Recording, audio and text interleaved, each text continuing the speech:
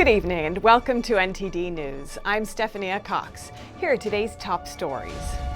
The U.S. imposes sanctions on Hong Kong's leader and top officials for implementing Beijing's national security law. Mike Pompeo says the U.S. will not stand by while the people of Hong Kong suffer.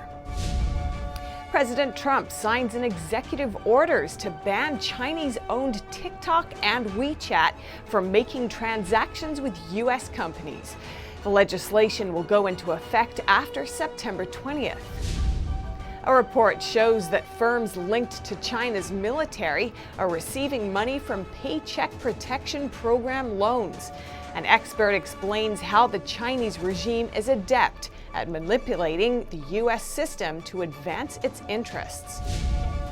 Police unions take a stand against New York City's chokehold law, which could land an officer in jail if they compress a person's diaphragm.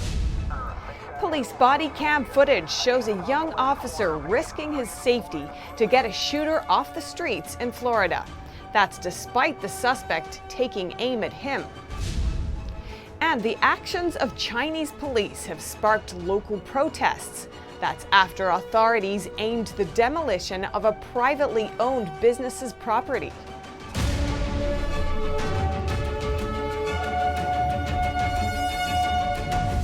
The U.S. imposed sanctions on top officials in Hong Kong who helped implement Beijing's controversial national security law, a law which they say has undermined citizens' basic rights. The Trump administration has sanctioned Hong Kong leader Carrie Lam and 10 other Hong Kong and Chinese officials for undermining the city's autonomy and freedoms. The measures were imposed in response to the Chinese Communist Party officials' implementation of the controversial national security law for the city. The sanctions freeze any U.S. assets the officials possess and generally bar Americans from doing business with them. On top of that, the individuals were placed on the specially designated nationals list, and their passport numbers have been made public.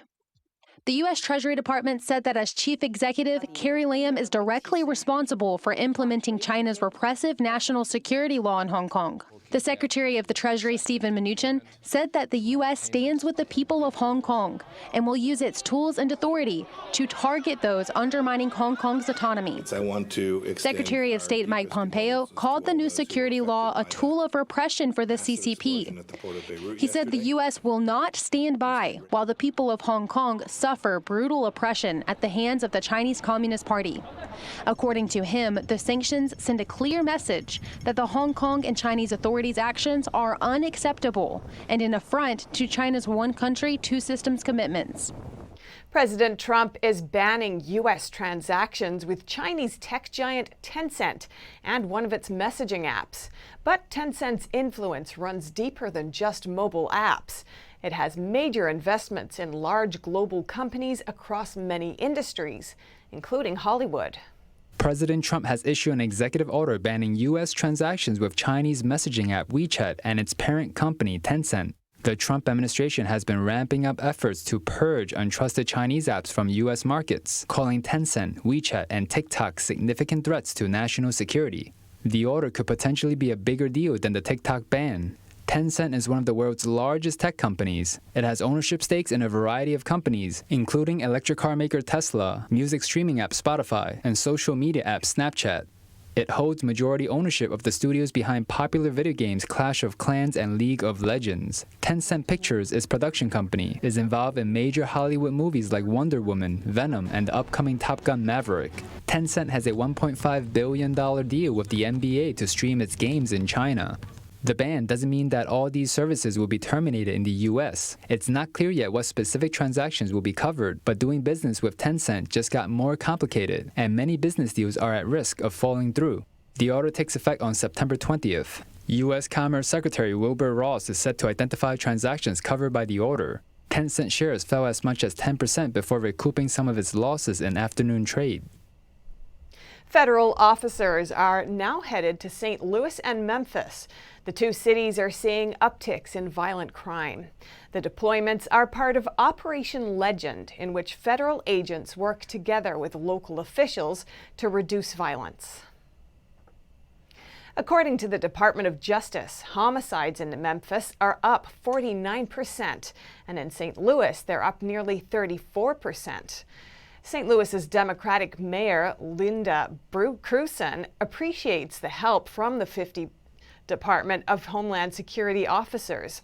She says her police department is short-staffed and has recently responded to 85 homicides in the past 2 months. Memphis's Mayor, Democrat Jim Strickland, also says he welcomes the federal assistance to tackle the increased violence there, as long as they stay focused on that mission alone. A DOJ program has also made $10 million available for the Memphis Police Department to hire 50 more officers. And over a dozen police unions have banded together to sue the city of New York. They want a recently passed chokehold law revoked, a law that they say threatens officers with a criminal charge for acting in good faith. NTD's Miguel Moreno has more from Manhattan. Police unions are suing New York City over its chokehold law. For one, the law bans neck restraints, and police say they agree with that particular ban. Yo, he's choking him! Let him go, bro! But it also bans officers from standing, kneeling, or sitting on a person in a way that compresses the diaphragm. Cannot sit on the subject's back. And that's what they have a problem with. An officer doing any of these holds faces up to a year in jail, a fine of $2,500, or both. The unions allege that the law threatens officers with criminal punishment for doing their job in good faith. A spokesperson for the union says the law makes it tough for officers. I didn't do nothing. And it is very difficult when someone does not want to be arrested, which is often the case, to arrest them without using reasonable force. No one's asking to use excessive force, but to be allowed to do what you must do to take a suspect who has committed a crime in your eyes into custody. The unions also argue that the law is preempted by state law, basically because the state already passed a chokehold law days before the city. They say the city has no business trying to pass laws about the same thing. What do they think is going to happen? It's great political theater, but it is not necessarily effective nor rational public policy. The NYPD commissioner has said that the city went too far a day after the law was passed. A police chief even said that cops shouldn't be afraid of accidentally breaking the law because the city's district attorneys have apparently said they won't prosecute them. Miguel Moreno, NTD News, New York. A new report has found that Chinese-backed firms received hundreds of millions of dollars in PPP loans. Some of the companies have direct ties to China's military. Our reporter Kevin Hogan spoke with an author of the report to hear how the Chinese regime takes advantage of U.S. relief money to advance its own interests.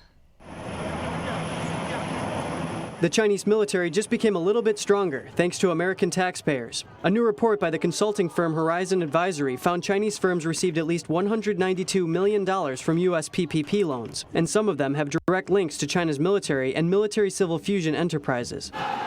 An author of the report, Emily de la Bruyere, said the Chinese regime is adept at tapping into the United States resources. Because China has managed so successfully to integrate itself into the open, trusting, and largely fragmented U.S. commercial ecosystem, that it is adept at finding resources that are given whether government investment or relief investment and using them to its own advantages. For example, Continental Aerospace Technologies received between $5 and $10 million from PPP loans. The company is owned by the Aviation Industry Corp of China, which is a Chinese state-owned defense conglomerate that the Defense Department classified as a Chinese military company in June. De la Bruyere warns about letting the Chinese regime drain U.S. relief funds like this. You are, when you do that, putting U.S. tax dollars into supporting the military apparatus of a strategic rival. And a strategic rival that is pretty explicit about its intentions to overtake the U.S. and the U.S. norms-based world order. But what about the neighborhood shops that are supposed to get the money from the PPP loans? This clothing store in Queens, New York couldn't get the loan because his credit wasn't good enough. But de la Bruyere says Chinese conglomerates have access to plenty of other capital and are adept at securing U.S. relief funding. And they have fantastic legal resources. They have the connections to the banks that are necessary. They are just so adept at manipulating our system. The company Chang'an received $350,000 to $1 million in PPP loans. It is a subsidiary of a Chinese state-owned automobile group. The Defense Department determined the parent company is affiliated with China's People's Liberation Army. Kevin Hogan, NTD News. U.S. Customs and Border staff are at risk of infection. A number already have lost their lives to the virus. The acting commissioner says the law, Title 42, is helping reduce exposure. Acting Commissioner of U.S. Customs and Border Protection, Mark Morgan, said that people entering the country illegally present serious risk to personnel. He said those entering show complete disregard of even the most basic application of health and safety precautions. A number of CBP personnel already paid with their lives following exposure to the virus at work. CBP has already lost 10 personnel in the line of duty because of COVID. 10 already. Morgan said a new law implemented by the Trump administration is a great help to remove illegal entrants as quickly as possible. The law, called Title 42, allows CBP to expel certain border crossers without having to transport them to CBP facilities, thus reducing possible exposures to the virus. We're trying to remove them as fast as we can to not put them in our congregate settings, to not put them into our system, to not have them remain in the United States for a long period of time. Meanwhile, under the U.S. border, Homeland Security found a new smuggling tunnel. The incomplete tunnel ran from San Luis, Arizona, to a Mexican neighborhood. It had a ventilation system, water lines, electrical wiring, a rail system, and extensive reinforcement. It measured at about 3 feet wide and 4 feet high. Homeland Security investigations found the tunnel in late July. According to Border Patrol personnel, this may be the most sophisticated smuggling tunnel in U.S. history. At least 16 people are dead and dozens injured after an Air India Express passenger plane overshot the runway and broke into two after landing in heavy rain. The Boeing 737 flight from Dubai was flying home Indians stranded overseas due to the pandemic. The Civil Aviation Ministry says there were 190 passengers and crew on board. Among them were 10 infants. It's a tabletop runway, so it seems to have crossed that runway and fallen into a ditch sort of a place. And because of that impact, there seems to have been a breaking of the fuselage into two, and the aircraft, the front portion has been very badly mangled and damaged. The aircraft lay split into at least two chunks after the plane's fuselage sheared apart as it crashed nose first into a valley 30 feet below. Coming up, the heroic efforts of a young police officer saved the day in Tampa, Florida. He was dedicated to taking a violent shooter off the streets, even at the risk of his own safety. You've heard of a community yard sale, but have you heard of one so long it spans 6 states? This 34-year-old annual summertime event will have you haggling from Tennessee to Michigan. And Governor Cuomo gives the green light for all New York schools to reopen. The state passed its own standard for low virus rates, so in-person classes can resume. That and more when we return.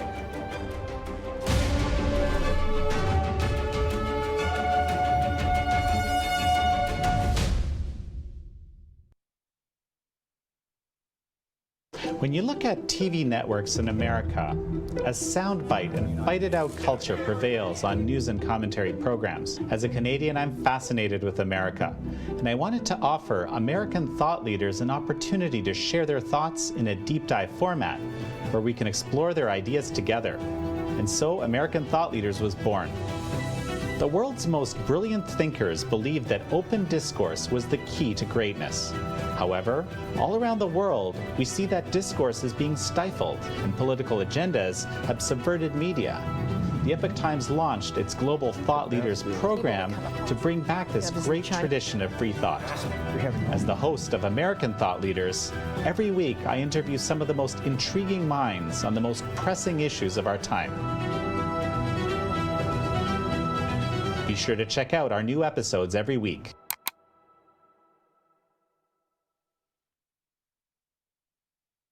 What does it mean to devote your life to the truth? Does it mean investigating communist subversion here in America?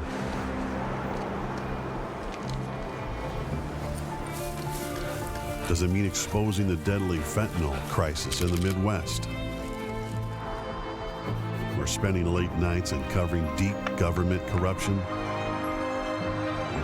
Does it mean persevering over 20 years, even after 4 masked men set one of our printing presses on fire last year? Because at a time when America's traditional values are under attack,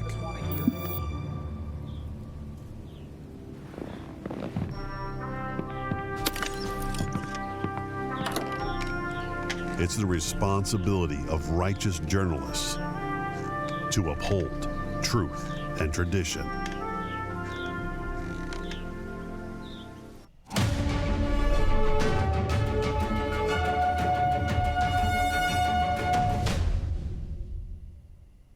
A young officer in Florida was caught on camera risking his own life to get a shooter off the street, even after being shot at.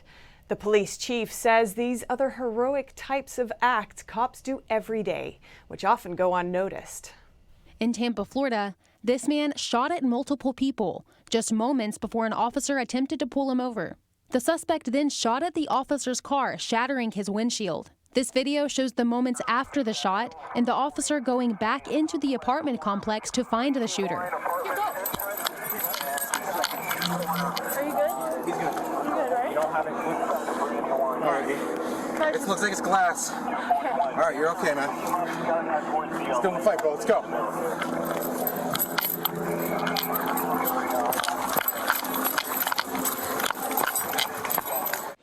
Our officers risk their lives to get them off the streets and protect our community. But this is the concern that our officers deal with. This is the concern that I have as chief of police. You know, our country, in the midst of a mental health crisis and gun violence, are the 2 biggest threats that I see facing our country and facing our community right now. The cops found even more guns and drugs in the suspect's apartment. The officer who took up the task of getting the shooter off the street is in his early 20s and has been in the force for less than a year. Chief Dugan described him as a young and energetic guy who is brave to risk his own safety for others. Just seconds after being shot at, and everybody realizes, oh, I'm okay, it's just bleed, I just cut, and they go right back into the fight and go looking for the bad guy. Dugan says officers make these heroic efforts every day that go unnoticed. Melina Weiskup, NTD News. The chief says the young officer is doing fine and is back out in the field. And in New York, Governor Andrew Cuomo says all school districts in his state can open for in-person learning this fall. That's based on their current low infection rates of the virus. New York was once the nation's CCP virus hotspot. All New York regions have met the reopening threshold Cuomo set in July, with infection rates of the disease below 5% over a 14-day average. The rate of virus tests that came back positive on Thursday was 1% statewide. You look at our infection rate, we are probably in the best situation in the country right now, as incredible as that is. So if anybody can open schools, we can open schools. And that's true for every region in the state. Cuomo said school districts will have the flexibility to decide whether to invite students back to the classroom full-time or do partially remote learning. He says there's no one-size-fits-all. New York City Mayor Bill de Blasio set a stricter threshold of a 3% infection rate for schools in the largest school district in the country to open. Chicago Public Schools, the 3rd largest school district in the U.S., will be holding all classes online to start the school year, after the city has seen an uptick in virus cases. Los Angeles Unified School District, the country's 2nd largest, will also be holding classes remotely this fall.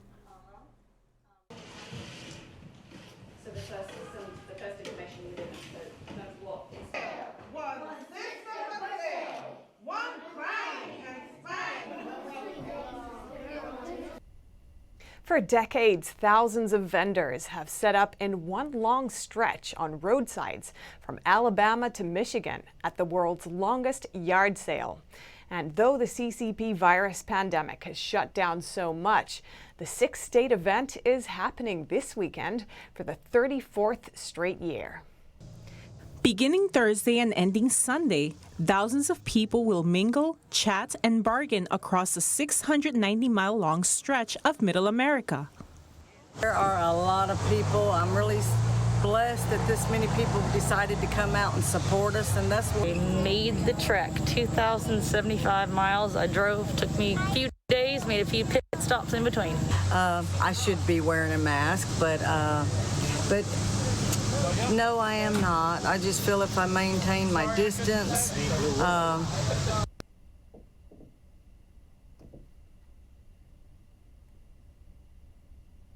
keep my gel on my hands and just try to watch. You know, you just, with anything, you just gotta take care of yourself. The yard sale began in 1987 as a way to lure visitors off interstate highways to a small town in Tennessee.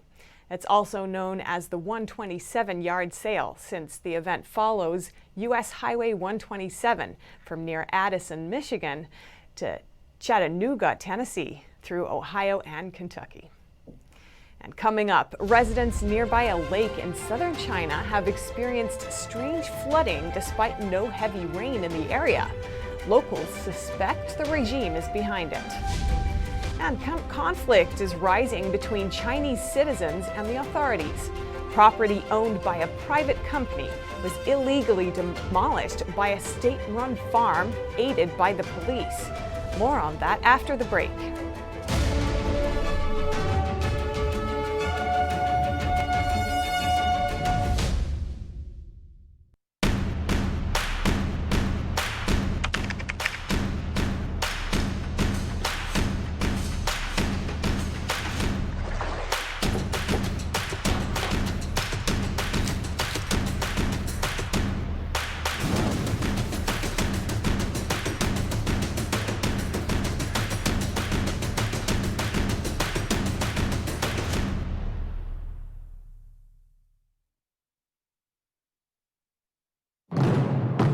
Traveled all over the world to 50 countries now, and I have never seen a production any better than this anywhere. It's absolutely out of this world. It's blown away my expectations. It was just a superior performance that truly could bridge the world through music and dance.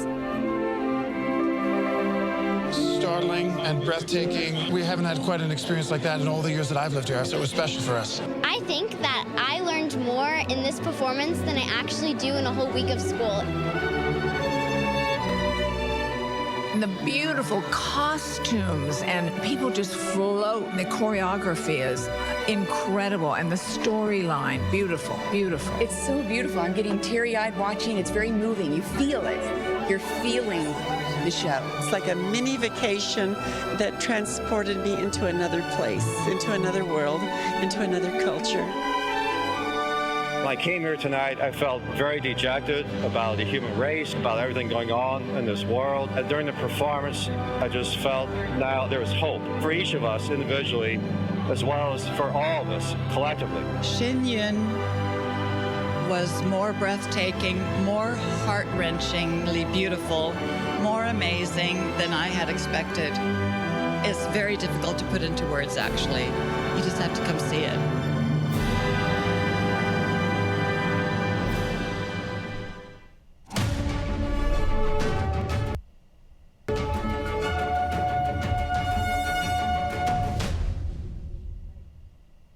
A Uyghur model's video about China's infamous detention camps has gone viral online, but it appears speaking out has come with a price. NTD's Tiffany Meyer brings us more. Relatives say a young Uyghur man has disappeared after publishing a video of himself in detention in China's Xinjiang region. On Tuesday, the BBC published a video showing 31-year-old Uyghur model Murden Gapper handcuffed to the bed with his ankle swollen and wearing dirty clothes. In the background, a loudspeaker was announcing propaganda messages denouncing so-called separatist forces. His aunt helped him send the video out of the country. Now his uncle told Radio Free Asia that both are now missing. Gapper told his family through messaging app WeChat that he was detained together with over 50 people in a small room, and everyone was wearing what was called a four-piece suit: a black head sack, handcuffs, leg shackles, and an iron chain connected to cuffs to the shackles. A Uyghur activist told NTD that Gapper's situation was probably not the worst.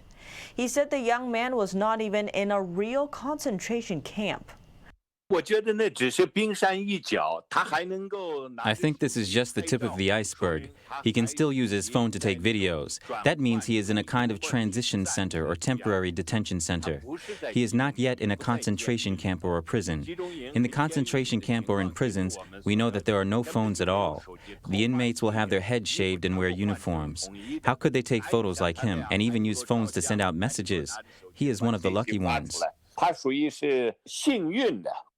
Rights groups and experts estimate more than 1 million ethnic Uyghurs have been kept in internment camps for political indoctrination. The Chinese regime says that the facilities are vocational schools. Before police asked him to return to Xinjiang late last year, Gapper worked as a model in the southern province of Guangdong.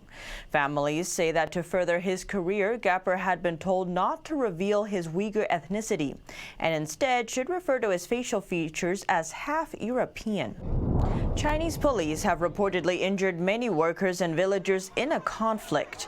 That says they were trying to protect the property of a local private business. Early Tuesday morning, some State Farm workers were secretly demolishing the offices of the Dawu Group with excavators and cranes. Dawu Group is a privately owned company in Baoding City inside northern China's Hebei province. Recently, a conflict over land with a local state-run farm has been escalating.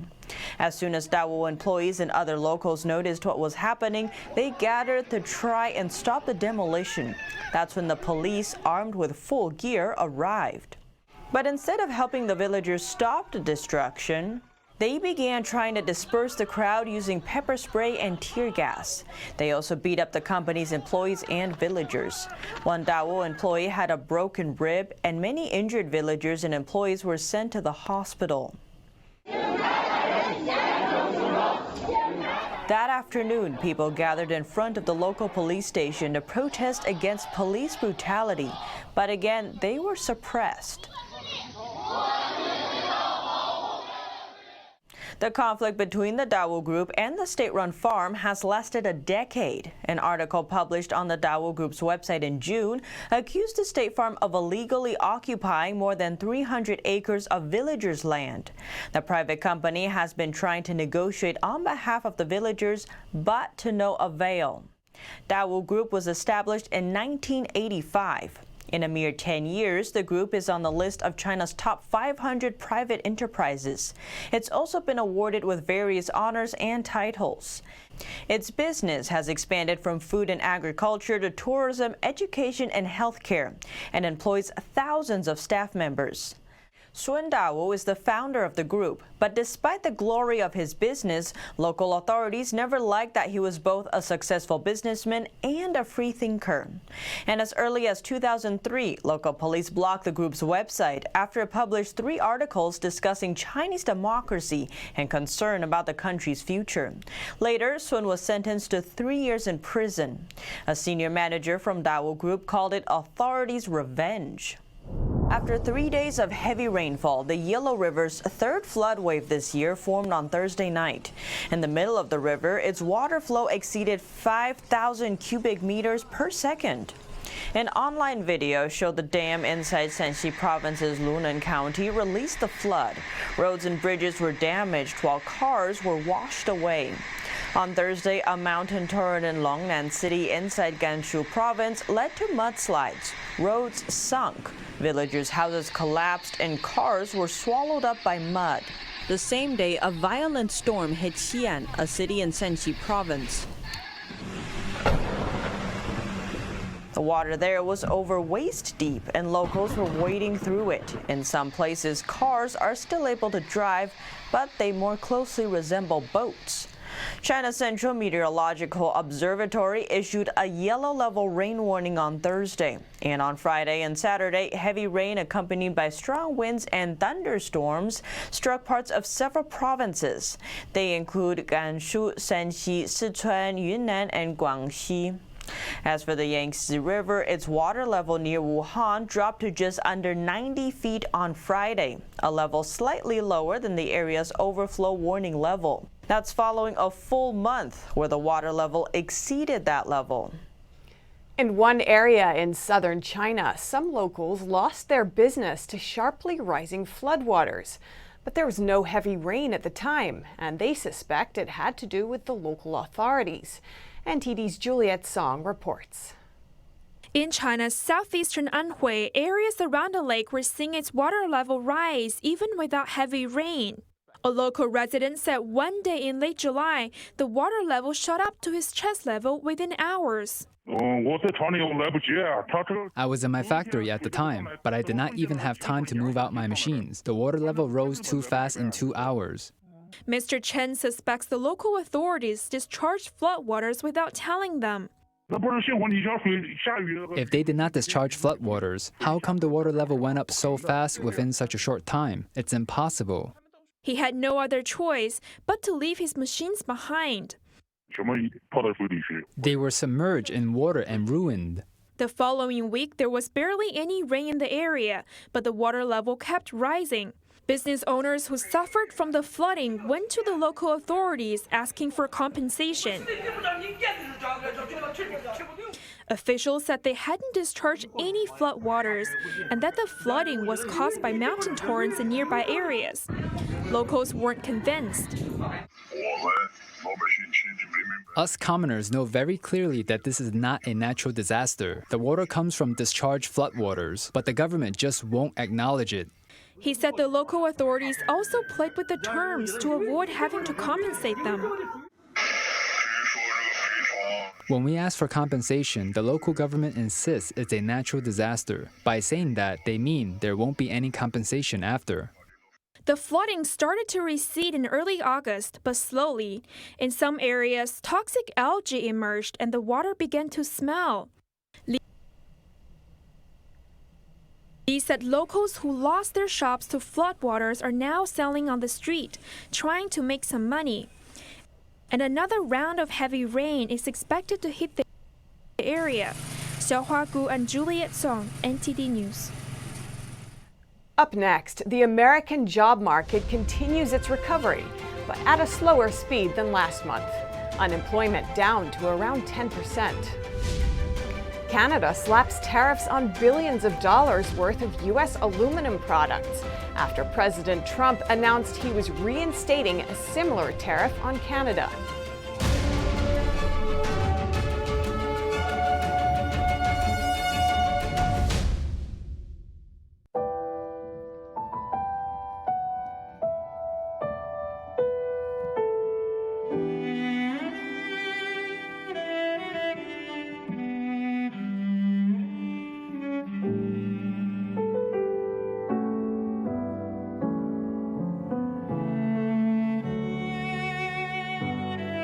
大提琴不仅仅是一件乐器，它是有生命、有感情的，需要我们精心的照顾。往往我们一个小小的动作，可能都会对人情绪产生微妙的影响。天音的品牌是福星，我们对于传统的理念很荣幸被神韵艺术团选为指定供应商。时间是酿造音色的不可替代的陪伴。我跟大提琴已经有60多年的友情了，每一把琴都有它自己的个性，熟悉它，才能真正发挥它的潜力。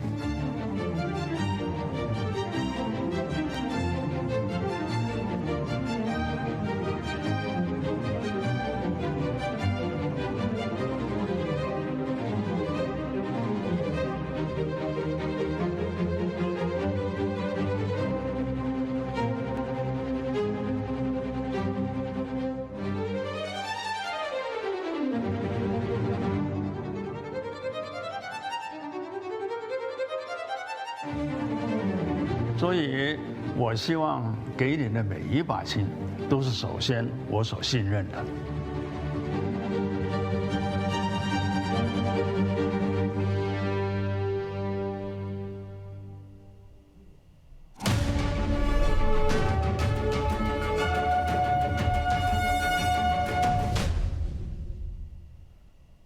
Still no deal on relief talks, but White House negotiator Mark Meadows says he will stay engaged in talks.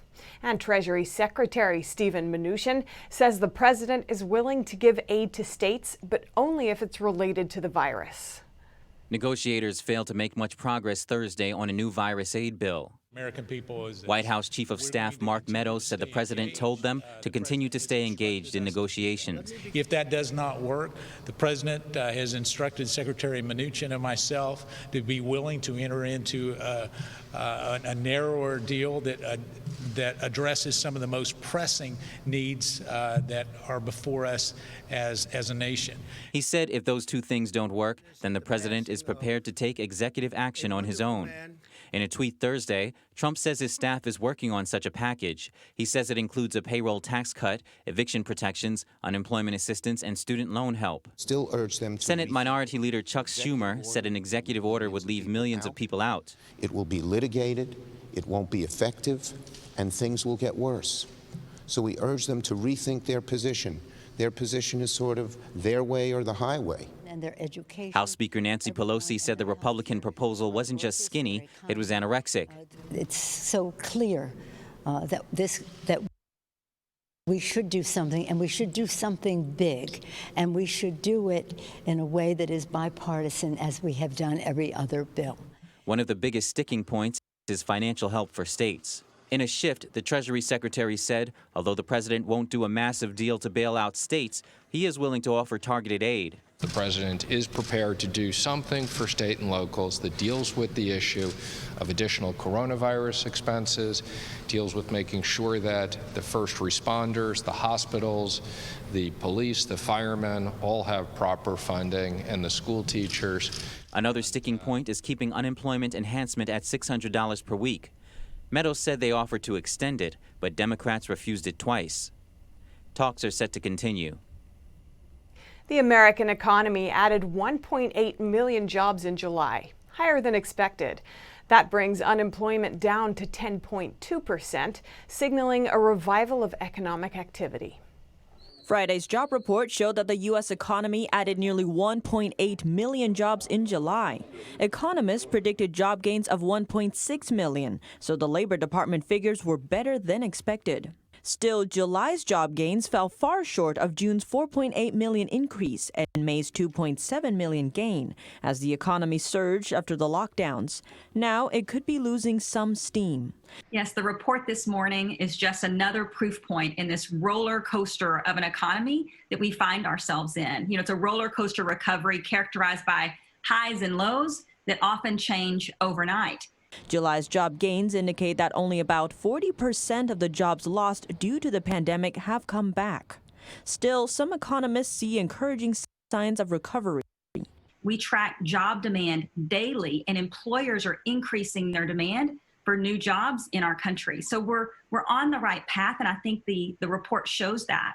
Other jobs data released this week showed that the number of people collecting unemployment benefits rose mid-July to over 32 million. Many economists say the tens of millions of jobless Americans underscores the need for another aid package. The White House and Congress are working on the next wave of relief. They're still trying to strike a balance between Democrats' $3.4 trillion package and Republicans' $1 trillion proposal. In a tit-for-tat move, Canada says it will slap tariffs on a range of U.S. aluminum products after Trump announced the reinstatement of a 10% tax on aluminum imports from Canada. A Canadian senior official says the countermeasure will be in place by September 16th, 1 month after the U.S. tax goes into effect. The affected American goods total nearly $3 billion and could include aluminum bars and plates, household items, refrigerators, bicycles, and washing machines. President Trump said the tariff is necessary because Canada was taking advantage of the U.S. Canadian officials responded, saying it will harm American consumers the most. And the Treasury Department is recommending that Chinese companies listed on American stock exchanges should be held to the same auditing standards as American companies. Believe it or not, Chinese companies don't have to show their audit books to U.S. regulators. The department says any company that fails to do so should be taken off the exchange. U.S. regulators say stock exchanges should set rules that can trigger the delisting of Chinese companies. Concerns are that investors are being exposed to frauds. New rules will protect investors and create fairer competition. The proposed rules will give Chinese companies currently listed in the U.S. until the end of next year to comply. Firms seeking new listing will need to follow the new rules immediately. President Trump's financial markets advisors said in order to trade on U.S. stock markets, companies must grant American regulators access to their audit papers.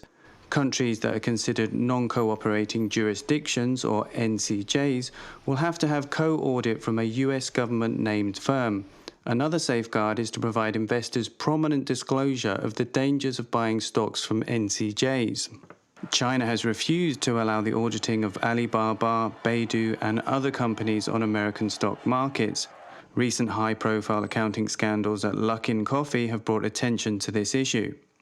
China's accounting firms, including affiliates of giants like Deloitte, Ernst & Young, PwC, and KPMG, have long argued that Chinese law bars them from audits. The premise for this being that they may include state secrets. If you're stockpiling precious metals, you might want to check out another potential haven: wood. Lumber futures have more than doubled since early April. It's not only back to pre-pandemic levels, but rallying to record highs. The lockdowns were expected to dampen demand for building materials, but now more people are renovating their homes while stuck inside. And home builders are rushing to meet demand for houses, thanks to record low mortgage rates and people moving to the suburbs. Even sawmills are having a hard time keeping up with demand. Lumber producers like Canfor expect the market to remain strong. And up next, a record number of migrants crossed the English Channel from France. The UK government is considering sending in Royal Navy. What is the ideal treat for lions on a sizzling hot day? Staff of London Zoo will tell you. More on these after the break.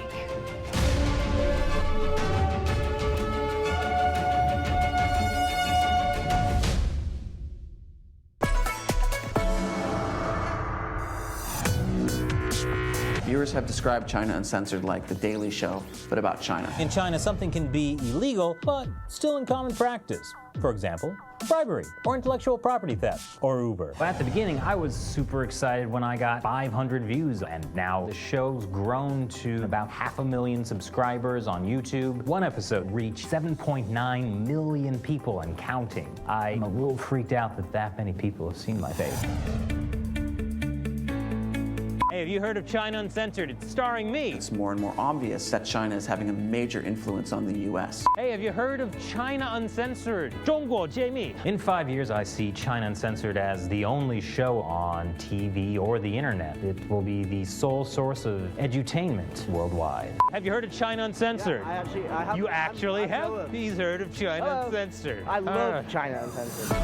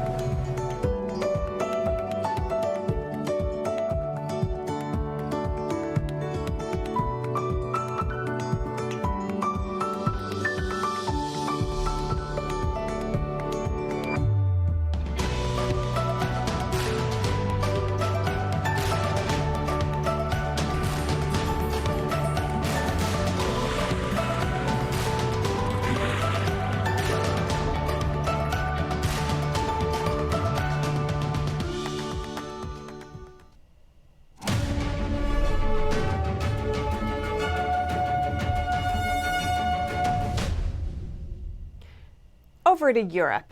A hostage crisis in France ended with no one injured. NTD UK's Neil Woodrow will bring us more news from Europe.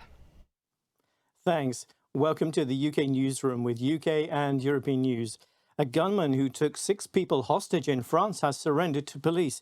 The incident unfolded in a bank in Le Havre, a town 124 miles northwest of Paris. The hostage taker was armed with a handgun. French police say negotiators were able to secure the release of 6 hostages shortly before the gunman surrendered. All the hostages were bank employees and released unharmed. The 34-year-old hostage taker has a history of mental health problems and had previously taken 4 people hostage at another bank in 2013. The head of the police union says the suspect is believed to have Islamist sympathies.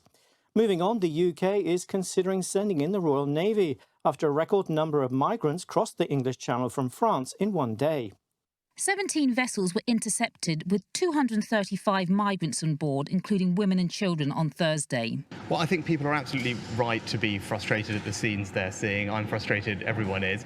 As pressure mounts on the government to take action, Sunak said Immigration Minister Chris Philip will visit France next week.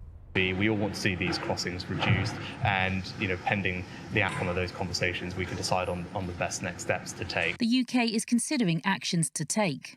One option is using the Royal Navy to patrol the channel to turn back migrant boats. However, the French government considers it illegal. Another option is blocking the path of boats with Navy vessels. Last month, the UK and France signed an agreement to crack down on gangs behind these human smuggling operations.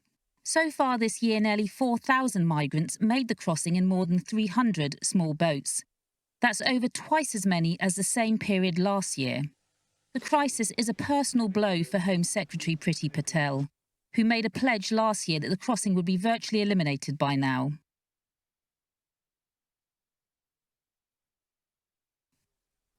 And recycling companies in the EU are struggling, threatening Europe's aggressive plans to reduce plastic.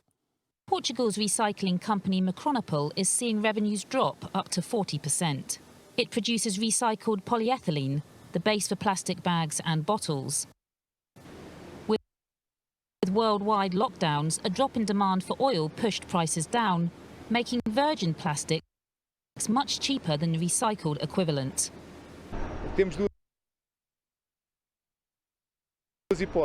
We have 2 options. Either someone has to subsidize us so we can keep working, or we have to shut down. The European Council approved a plastic tax on virgin plastic starting January 1st, 2021, and a ban on a range of single-use plastic items by 2021. But consumers and restaurants are becoming dependent on disposable plastic products due to contagion fears. But we must recognise the pandemic has brought a whole new transformation to the models of production and consumption in Portugal, Europe and worldwide. The future of the EU's recycling industry remains uncertain. A melting glacier as large as a cathedral is at risk of breaking apart due to a heatwave, forcing part of an Italian alpine valley to evacuate. A heatwave has created a layer of water under a Mont Blanc glacier, putting it in danger of breaking off. About 75 residents and tourists were evacuated, and police erected roadblocks to prevent others from entering. A similar evacuation took place last September when the same glacier showed signs of instability and lasted several days. Glaciologists say falling ice would reach the road below in less than 2 minutes. And Palmerston, the cat who has lived at the UK Foreign Office, is retiring. After 4.5 years, his mouse-catching duties for the diplomats is coming to an end. Palmerston arrived in 2016 from the Battersea Cats and Dogs Rescue Home in London. No stranger to the press pen on Downing Street, he will now live a quieter life away from the public eye. In his farewell letter to his 106,000 Twitter followers, Palmerston talked about his signature move, pretending to be asleep while overhearing all the foreign dignitaries' conversations. He signed off with 2 paw prints. The UK is expecting one of its hottest days, and while we all reach for the ice cream, the lions at London Zoo will also get a cool treat. With temperatures set to reach 97 degrees Fahrenheit, London Zoo is preparing special icy treats for its 3 Asiatic lions, Heidi, Indy and Ruby. So what we've done is we've wrapped the horsehide round a bit of rope and we've frozen it for quite a long time, so it's really frozen solid. And it's just really, really nice and cold. And despite the record temperatures, the lions will have no problems coping with the heat. These guys are perfectly good at coping with the sun because they have dark skin underneath all that fur. The icy meat treat is also in celebration of the upcoming World Lion Day on Monday. That's all for today. Thanks for watching. Over to New York. Thanks, Neil. And coming up, Discovery Channel's Shark Week aims to give viewers a glimpse of these creatures' majesty. Old-fashioned swing music fits the slowed-down, lockdown lifestyle. A German band vows to live stream a performance every single night until the pandemic is over. That and more after the break.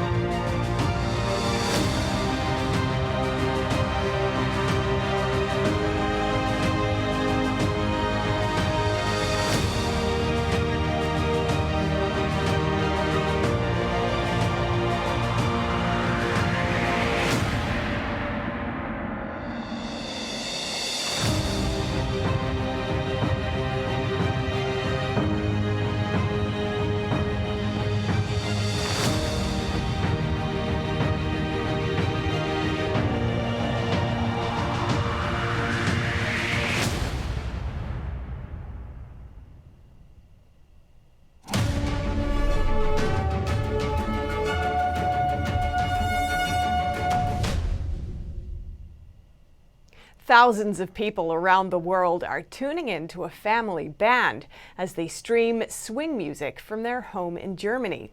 And it all started under lockdown. A Berlin-based swing band streams live gigs from their family living room at 7 p.m. every night. They've been doing it since the start of lockdown, and they're determined to keep going until the pandemic is over. The first night, 15,000 people tuned in.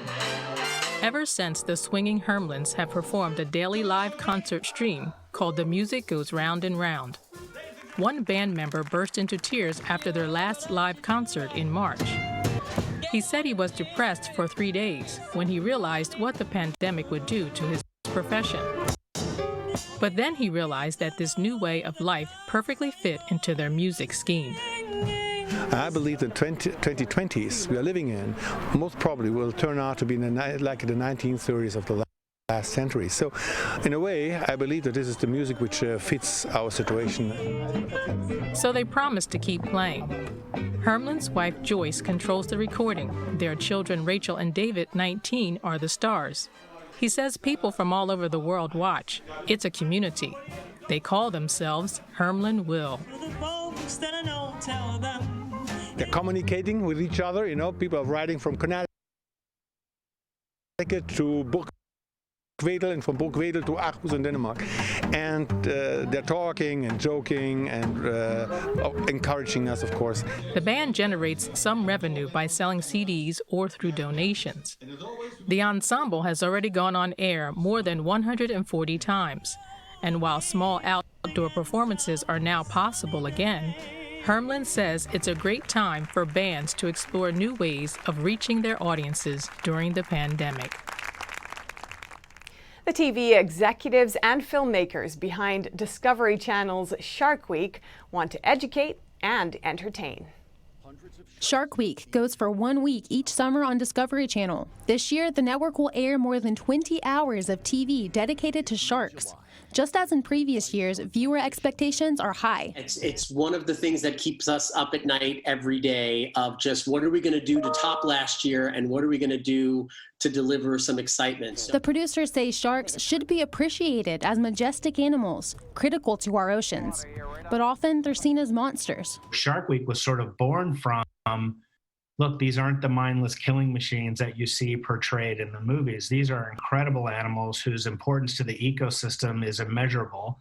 And they're just really interesting, amazing animals. Filmmaker Jeff Kerr has worked on a number of Shark Week shows over the years, but he is best known for the program Air Jaws. Kerr believes the TV event inspires viewers to pursue their passion for sharks and changes the world for the better. I think of all of the marine biologists that I've met over the years, the younger ones who've been inspired by Shark Week to become a marine biologist because they, were watching these programs when it first began. The filmmakers, all of the ecotourism around the world that started because of Shark Week. The television event first debuted in 1988. Shark Week runs from August 9th through August 16th. And that's all for today's news. Thanks for tuning in. I'm Stephanie Cox.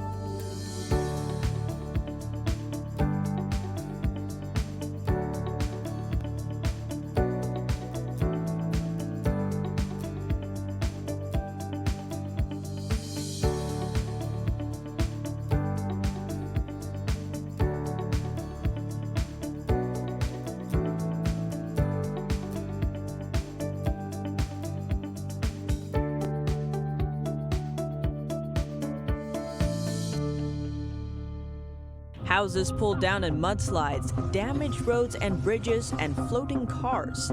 The scenes from Yangtze River area repeat now at the Yellow River as the third wave of flooding arrives. Flood level rising despite no heavy rain, indicating that something else was behind it. And in a county with 0 flood-related deaths, falling into floodwater and drowning was instead counted as an accident. Conflicts between Chinese citizens and authorities are rising. Offices of a private firm were demolished by a state farm illegally, but police behavior led to protests. A young Uyghur man published a video of himself in detention in Xinjiang region, and now he is missing. And the U.S. is purging untrusted Chinese apps. The next is WeChat and its parent firm Tencent. This ban may be bigger than TikTok's. Tune in at 9:30 p.m. Eastern Time.